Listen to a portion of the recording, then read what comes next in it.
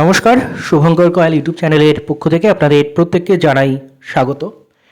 এই ভিডিওর টাইটেল বা থাম্বনেল আমি যেটা দিয়েছি, ক্লার্কশিপ মেন এক্সামের জন্য রামবান ইলাজ বা রামবান দাওয়াই বা রামবান ওষুধ যাই বলুন না কেন সেটা আপনারা।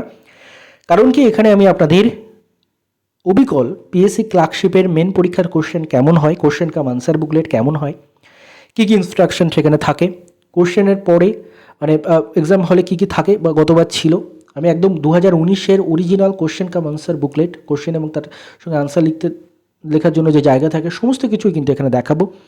রাব করা যায় কি না তার সেই সম্পর্কে ইনস্ট্রাকশন থাকে, এই সমস্ত কিছু। তো সেই জন্যই কিন্তু আমি এই ভিডিওর টাইটেল দিয়েছি ক্লার্কশিপ মেন এক্সামের জন্য রামবান। এটা দেখার পরে আপনাদের প্রত্যেকের আমি আশা করি অনেকটাই হেল্প হবে। এবং আমি এখানে দেখাচ্ছি পিএসসি ক্লার্কশিপ 2019-এর যে এক্সাম হয়েছিল, মেন এক্সাম হয়েছিল সম্ভবত 20-21 সালের দিকে, কোভিড পিরিয়ডে হয়েছিল, এটুকু মনে আছে, আমি নিজেই দিতে গেছিলাম এক্সাম। তো সেই question paper, original question paper এবং তার সঙ্গে সঙ্গে অরিজিনাল আনসার শিট কেমন হয় সবটাই আমি দেখাবো এই ভিডিওতে। চলুন শুরু করা যাক। হচ্ছে original question cum answer booklet, দেখতে পাচ্ছেন কিউসিএ বুকলেট নাম্বারও দেওয়া রয়েছে এখানে। Original question cum answer booklet পিএসসির ক্লার্কশিপের 2019 part 2 এক্সামের। সবার আগের প্রশ্ন তো পেলেন কোথায়? আগেরবার পরীক্ষা দিতে গিয়ে কি পকেটে করে নিয়ে চলে এসেছিলেন? না এরকম কিছু না, এরকম কোনো কিছুই না গতবার। মানে ব্যাপারটা হচ্ছে আপনিও চেষ্টা করলে পেতে পারেন, রয়েছে ওয়েবসাইটেই রয়েছে। ব্যাপারটা হচ্ছে কে কত ভালো করে খুঁজতে পারে, কোন অপশানে গিয়ে খুঁজতে হবে ইত্যাদি দেখলে আপনারা নিজেরাই পেয়ে যাবেন। জাস্ট বা আর যদি না পান এখান থেকেই দেখে নিন। তো প্রথমত এরকমই কোশ্চেন পেপারের first question cum answer booklet যেটা, সেটার ফার্স্ট পেজ এরকম ছিল গতবার, এবারও হয়তো এরকমই থাকতে পারে। প্রথমে সেখানে full name of the candidate in block litres, বড় হাতের অক্ষরে পুরো নাম ক্যান্ডিডেট লিখতে হচ্ছিল, রোল নম্বর লিখতে হচ্ছিল তার পরের কলামে, তারপরে রয়েছে সাবজেক্ট গ্রুপ এ ইংলিশ। তো আপনার গ্রুপ এ ইংলিশের কোশ্চেন পেপারটা আমি দেখাচ্ছি আপনাদের। এবং তার সাথে সাথে এখানে রয়েছে দেখুন, tick the opted subject for question number 3, tick the opted subject for question number 3, অর্থাৎ আপনার আরেকটা যে ভাষা রয়েছে, মনে করুন আমি এখানে ম্যাক্সিমাম জনেরই ইংলিশ অথবা ইংলিশ এবং বাংলা থাকবে, paper English paper B Bangla থাকবে, তো আমি সেটাই বলছি। যদি আপনি বাংলার নিয়ে থাকেন সেকেন্ড পেপারে এবং সেখান থেকে আপনি ট্রান্সলেশন করতে হবে, যেমন কোশ্চেন নম্বর 3-র কথা বলেছি আমি, কোশ্চেন নম্বর 3টা আপনাদের দেখাই। কোশ্চেন নম্বর 3-তে কী ছিল, কোশ্চেন নম্বর 3-তে কী ছিল দেখুন, translate the following process into English. তো এখানে বিভিন্ন প্রেসেস দেওয়া রয়েছে, তো জানি না হয়তো সব প্রেসেসগুলো আলাদা রয়েছে। তো আপনাদের ব্যাপারটা হচ্ছে আপনি কোনটা থেকে ইংলিশে ট্রান্সলেট করছেন, বাংলা থেকে ইংলিশে ট্রান্সলেট করছেন, না হিন্দি থেকে ইংলিশে ট্রান্সলেট করছেন, না উর্দু থেকে ইংলিশে ট্রান্সলেট করছেন, না সাঁওতালি থেকে হিন্দিতে ট্রান্সলেট করছেন, ইত্যাদি ইত্যাদি ইত্যাদি, সেটার জন্য কিন্তু এখানে চুজ করতে হবে। এই দেখুন এখানে টিক মার্কের জায়গা রেখেছে, তো ম্যাক্সিমাম জনই বাংলা, তো আমি এখানে আপনাদের বাংলা বলেই বলছি, তাহলে বাংলাটাই টিকমার্ক করে দেওয়ার নিয়ম ছিল গতবার, এবার আশা করি এটাই থাকবে। তারপরে full signature of the candidate, এটা ফার্স্ট পেজটা যেমন সেটা দেখাচ্ছি, full signature of the candidate, এখানে ক্যান্ডিডেটের ফুল সিগনেচার করতে বলা ছিল গতবার, এবং তার সঙ্গে সঙ্গে full signature of the invigilator, যিনি ইনভিজিলেটর থাকবেন তারও ফুল সিগনেচার। যদি ইনভিজিলেটর সিগনেচার না থাকে অবশ্যই থাকবে, সেখানে পরীক্ষার সময় দেখবেন বারবার এসে ডিস্টার্ব করবে সিগনেচার করার জন্য, আপনারা ডিস্টার্ব বোধ করবেন না, কারণ ওটা কিন্তু খুব গুরুত্বপূর্ণ। সিগনেচার না থাকলে কিন্তু আপনার খাতা বাতিলও হতে পারে, তাই অবশ্যই খেয়াল করে যদি সিগনেচার না থাকে সিগনেচার করিয়েও নেবেন। যাই হোক, এবার আমরা ইনস্ট্রাকশনে আসছি, এখান থেকে অনেক প্রশ্নের উত্তর আপনাদের ক্লিয়ার হয়ে যাবে। প্রথমত দেখুন, answer must be written in on both side of each sheet of paper except the blank side of this cover page.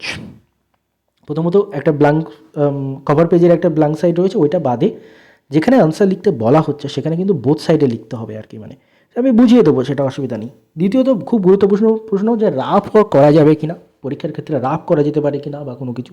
দেখুন এখানে বলছে, দেখুন rough work if done in this book should be paint through afterwards, no lips may be. যাই হোক, আমি পুরোটা একসঙ্গে বলে দিই। Rough work if done in this book, যদি এই কোশ্চেন কাম আনসার বুকলেটে আপনি রাফ ওয়ার্ক করে থাকেন, করতে পারেন, অবশ্যই করতে পারেন, করার রাইট রয়েছে, করবেন যদি সমস্যা হয় আপনাদের। বলছে should be paint through afterwards, paint through মানে কেটে দেওয়া, তাহলে সেই রাফ ওয়ার্ক যেটা আপনি করেছেন সেখানে দুটো দাগ দিয়ে কাটবেন। যদি মনে করুন একটা পেজে আপনি রাফ ওয়ার্ক করেছেন, দুটো দাগ দিয়ে সেটাকে আপনি কাটবেন, কেটে সেখানে সাইডে, আমি এটা কোশ্চেনে লেখা নেই, আমি তবু আপনাদের বলে দিচ্ছি, সাইডে একটা বক্স করে সেখানে লিখে দেবেন রাফ ওয়ার্ক, ঠিক আছে।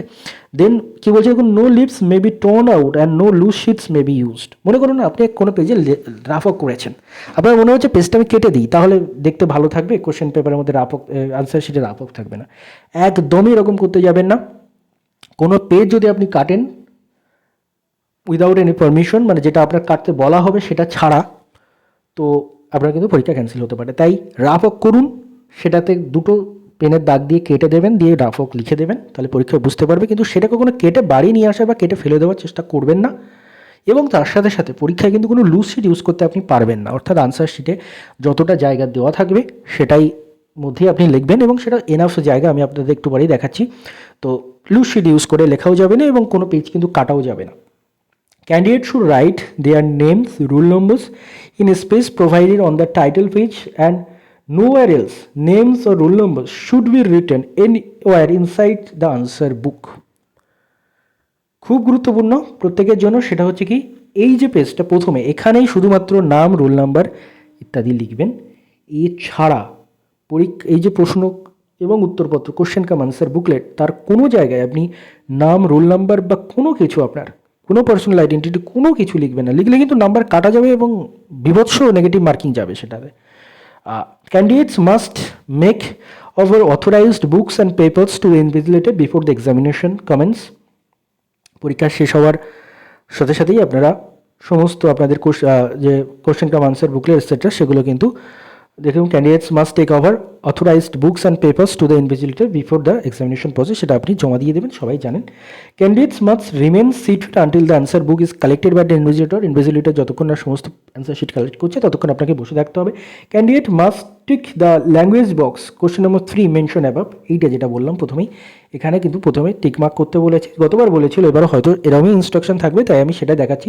অ্যান্ড বলছে দেখুন, খুব গুরুত্বপূর্ণ, যদি আপনি কোথাও আপনার নাম, রোল নাম্বার, কোনো কিছু আইডেন্টিটি যা কিছু যেটা দিয়ে মানে আপনার কোনো পার্সোনাল ডিটেলস যা কিছু মানে যেটা দিয়ে আপনি কোনোভাবে আপনার আইডেন্টিটি ডিসক্লোজ করছেন কোশ্চেন আনসার শিটে, তাহলে কিন্তু নাম্বার কাটা যাবে। দেখুন, penalty shall be imposed as per rules in case of the disclosure of identity by the candidates in the examination. আপনি যদি এক্সামে কোথাও এই যেখানে লিখতে বলা রয়েছে রোল নাম্বার এবং নাম, এটা ছাড়া আর কোথাও যদি আপনি আপনার আইডেন্টিটি ডিসক্লোজ করেন, আপনার কিন্তু মার্কস কাটা যাবে।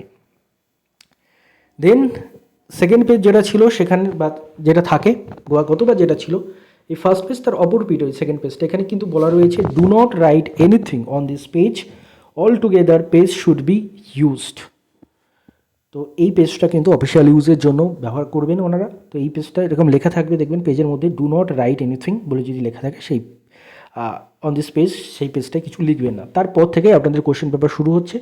এবার আপনারা দেখে নিন যে আনসার লেখার জন্য কতটা কি জায়গাটাকে থাকে, সেটা আপনারা এখান থেকে বুঝে যাবেন। Public service commission West Bengal গ্রুপে ইংলিশের পেপারটাই আপনাদের দেখাচ্ছি, বাংলা পেপারটা ওয়েবসাইটে নেই, আমি খুঁজে পাইনি, ইংলিশটাই পেয়েছি শুধুমাত্র। তো এটাও পেয়েছি, এটাও বড় ভাগ্যের ব্যাপার আর কি। প্রথমেই দেখুন বলছে, if the questions attempted are in excess of the prescribed manner only the examination question attempted first up to the prescribed number shall be valued and the remaining ones ignored. মনে করুন কোনো একটা কোশ্চেন আপনার দুটো দেওয়া রয়েছে, or দেওয়া রয়েছে, যেমন ফার্স্টেই দেখুন দুটো রিপোর্ট লিখতে দেওয়া আছে, অর লেখা আছে। মনে করুন আপনি দুটোই লিখলেন, একটাই কিন্তু কাউন্ট হবে এবং প্রথমে যেটা লিখেছেন সেটাই কিন্তু কাউন্ট হবে, দ্বিতীয়টা ভালো লিখলেও সেটা কাউন্ট হবে না। লেখার সময় আপনারা পাবেন না, কেন করবেন ডুপ্লিকেশন অফ এফেক্টস। তো প্রথমত এই যেমন অল লেখা থাকবে যেখানে, সেখানে একটাই লিখবেন। যদি দুটো লেখেন তাহলে কিন্তু ফার্স্টটাই ওরা চেক করবে। Separate answer books to be used for group A and group B only. অনেকের ডাউট যে বাংলা এবং ইংলিশের জন্য দুটো আলাদা কোশ্চেন পেপার বা কোশ্চেন কাম আনসার বুকলেট দেওয়া হবে কিনা। হ্যাঁ, দুটোর জন্য কিন্তু আলাদা কোশ্চেন কাম আনসার বুকলেট দেওয়া হবে, গ্রুপ এর জন্য একটা, গ্রুপ বি এর জন্য একটা।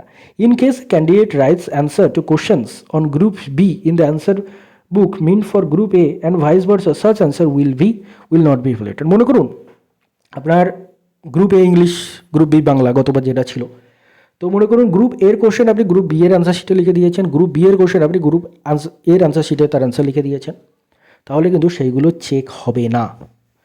দেন এবার এই যে দুটো রিপোর্ট ছিল গতবার, the corona virus infection has been raging through the country, write a report on the precautionary measures taken by the shops and markets in your area to prevent the spread of this disease বলে একটা report লিখতে দেওয়া ছিল। এর অরে যে কোনো একটা লিখতে হবে রিপোর্ট, গতবার যেটা ছিল সেটা। এ devastating fire has broken out in the Go down of a local factory, write a report describing the incident, the firefighting efforts and the damage caused.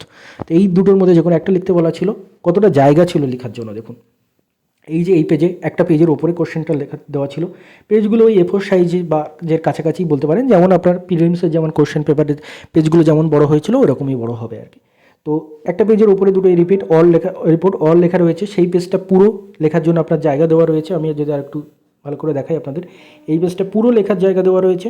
দেন তার পরের পেজটাও পুরোটাই লেখার জায়গা দেওয়া রয়েছে, প্রায় দুটো পেজের কাছাকাছি কিন্তু লেখার জায়গা দেওয়া ছিল রিপোর্টের জন্য। তো এনাফ জায়গা, এতটা আপনার লিখতেও হবে না, মানে জায়গা নিয়ে সমস্যা নেই। তবে চেষ্টা করবেন নির্ভুলভাবে লেখার, যদি একটা ভুল কিছু লিখে ফেলে আবার কাটতে হয় তখন কিন্তু জায়গার সংকট পড়তে পারে এবং লুসিড দেবে না সেখান থেকে। দেন প্রেসি লিখতে দেওয়া ছিল, প্রেসের জন্যও কিন্তু সেই একটা পেজে প্রেসি লিখতে দেওয়া ছিল, মানে কিছুটা জায়গা দখল করেছে, মানে প্রায় 1.5খানা ওই পেজটা, এবং তারপরে আরেকটা পুরো পেজ প্রেসের জন্য কিন্তু ডেডিকেটেড ছিল। দেন ট্রান্সলেশন, ওই যে গ্রিডিতে বেড়াবার কথা বলে উৎসের ধারটাই মনে হয়, তো সেটার জন্য কিন্তু মানে প্রথমত বিভিন্ন ল্যাঙ্গুয়েজে দেওয়া রয়েছে, তারপরে লেখার জায়গা দেওয়া রয়েছে দেখুন, সেটার জন্যও কিন্তু প্রায় ওই 1.5-2 পেজের ওপরে দেওয়া রয়েছে। আর তারপরে ফর অফিস ইউজ অনলি বলে এখানে এক্সামিনার ইউজ করবেন, to be filled by the examiner. 1 নম্বর কোশ্চেন আপনি কত মার্কস পেয়েছেন, 2 নম্বরে, 3 নম্বরে কত এবং টোটাল কত, এটা এক্সামিনার লিখে দেবেন আপনার খাতা দেখার পর। এখানে যেন কেউ কলম দিয়ে কোনো কারসাজি বা নিজের দাগটাক দেওয়ার চেষ্টা করবেন না, এই হচ্ছে ব্যাপার। এবং এই যে ওপরের যে জায়গাগুলো যেগুলো আপনার এক্সাম মেল লিখতে হচ্ছে, নাম, রোল নাম্বার, সেটা সিগনেচার, সবগুলোই কিন্তু ব্ল্যাক বল পয়েন্ট পেন দিয়ে করবেন।